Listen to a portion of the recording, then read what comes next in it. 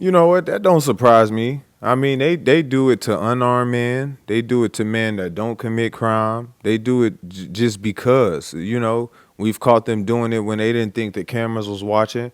So honestly, that really don't surprise me. It's unfortunate, it's sad, but I already knew that. I just needed him to confirm it. Yeah. Whoa. Reporting live from Hyper's Club in Atlanta for Hype Plus News, I'm Symphony.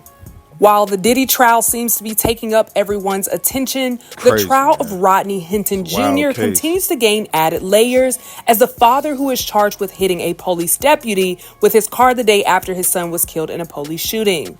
Headlines initially reported Hinton had filed a $25 million federal lawsuit claiming he was physically assaulted after police took him into custody on May 2nd. That lawsuit also states multiple officers were present. You know what? That don't surprise me. I mean, they do it to unarmed men. They do it to men that don't commit crime. They do it just because, we've caught them doing it when they didn't think the cameras was watching. So honestly, that really don't surprise me. It's unfortunate, it's sad, but I mean, look at you. Come on, man. I already knew that. I just needed him to confirm it. The hearing, which created an atmosphere of fear, surveillance, and intimidation. Man, this was crazy. Now, if you remember earlier this week, a viral video would show Hinton would be accompanied by several white officers and one black officer. The black officer was celebrated on social media for not leaving Hinton in the custody of only white officers. Now, with more information, it's possible the black officer knew what happened on May 2nd and wanted to prevent it from happening again. A portion of the new lawsuit reads, plaintiff was subjected to physical abuse and courtroom intimidation in violation of constitutional protections. Defendants' deliberate actions caused plaintiffs severe psychological trauma, public humiliation, and emotional damage. According to NBC News, Hinton is suing for unlawful imprisonment, alleging he was detained unlawfully without due process and without a valid conviction. In addition, conspiracy to deprive rights, intimidation, and excessive force, emotional distress, and breach of oath of office were also listed in the suit. Now, out of the $25 million Hinton is suing for, $5 million is for compensatory damages, while $20 million is for punitive damages.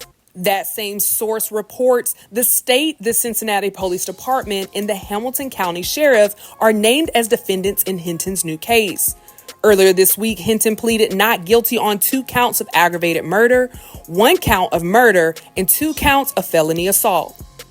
Now, in a shocking turn of events, according to local Cincinnati news, while news of Hinton's lawsuit immediately hit the internet, it was later cleared up that the lawsuit was actually filed on Hinton's behalf, not by Hinton himself.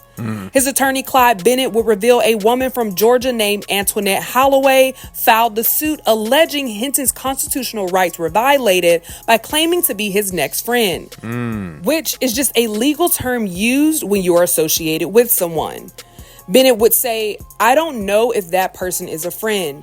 I don't know this person who filed a federal lawsuit.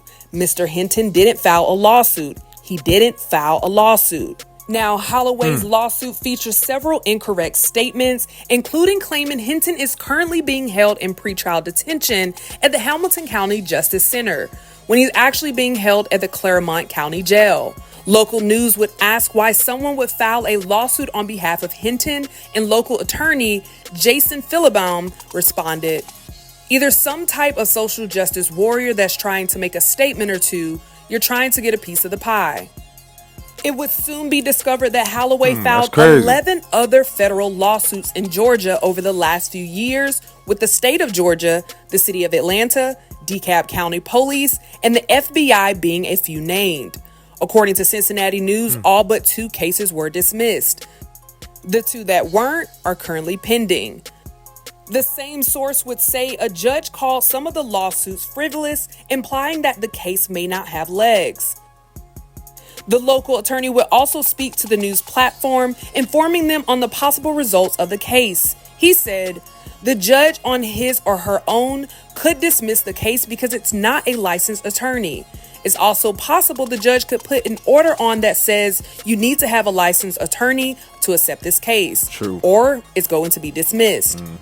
Or the third possibility is the sheriff's office is going to file a motion to dismiss, in which you're going to see one of those two actions come from the judge. Typically, defense attorneys in criminal cases don't want civil cases involved because it opens them up to discovery. So, what do you guys think about this new lawsuit filed on behalf of Rodney Hinton? Let us know in the comments below. Yeah, I'm not surprised they put hands on him. Like I said, I just needed him to confirm it. We already figured that would have been going down. I'm just confused on the lawsuit part. That's the part I'm trying to clarify. I may have to go back and review that or probably do a little bit more research myself, but it seemed like initially they said he filed the lawsuit due to the, injustice of, the cops or whatever. But now, towards the end of that, it seemed like someone else filed the lawsuit for the same reason. So I don't know. That kind of got confusing at the end. Maybe I heard it wrong. I don't know. But either way, like I said, we kind of knew that was going on in the inside.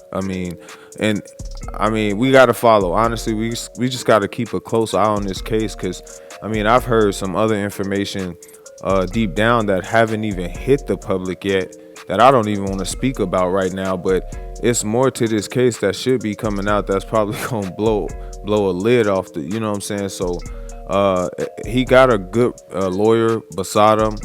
Clyde, he got a stumper right beside him.